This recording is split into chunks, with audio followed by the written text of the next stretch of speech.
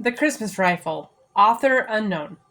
Pa never had much compassion for the lazy or those who squandered their means, and then never had enough for the necessities. But for those who were genuinely in need, his heart was as big as all outdoors. It was from him that I learned the greatest joy in life comes from giving, not from receiving, he said. On Christmas Eve, 1881, the boy was down in the dumps and pouting because he knew there was not extra money for the rifle that he had been wanting for Christmas, though he knew something was up when his father went outside to hitch the team to the wagon, which was unusual on Christmas Eve.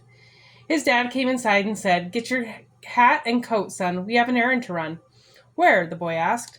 "Just come on," his father answered. Outside, they heaped a large load of firewood into the wagon, and the boy's father went into the smokehouse and came out with a large ham, some bacon, a sack of flour, and some other things. He loaded them into the wagon, and they were on their way. Along the way, the father told his son how he had gone by the widow's house a few miles down the road that day, and he'd noticed that she and her children did not have any wood to burn in their woodpile. He also noticed that children did not have shoes, and their little feet were wrapped in gunny sacks. The two arrived at the widow's house and unloaded the wood. Then they knocked on the door. "Who is it?" a voice asked from the other side of the door. "Just us from down the road a piece, miss," the father said. She cracked the door, and after recognizing her neighbors, invited them in. She was wrapped in a quilt, and the three children were huddled in a blanket before a small fire. "We brought you a few things, ma'am," the dad said. Putting the flour on the table, the boy deposited the meat there as well. Then the father produced a bag with some shoes in it. There was a pair for the missus and a pair for each of the three children. There was hard candy in the bag, too. Well, tears began to flow down the cheeks of the widow. She tried to speak, but the words would not come from her trembling lips.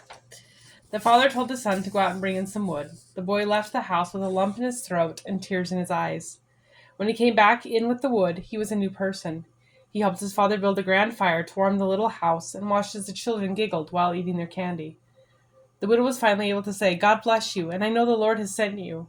The children and I have been praying that he would send an angel to spare us." The boy knew it was so, and he was certain not a better man lived on earth than his pa. On the way home, after they had gone a ways down the road, the father turned to his son and said, "Son, I want you to know something. Your mom and I have been tucking a little money away all year, so we could buy that rifle that you've been wanting, but we didn't have enough. Yesterday, a man who owed me a little money from years back came by to make things square.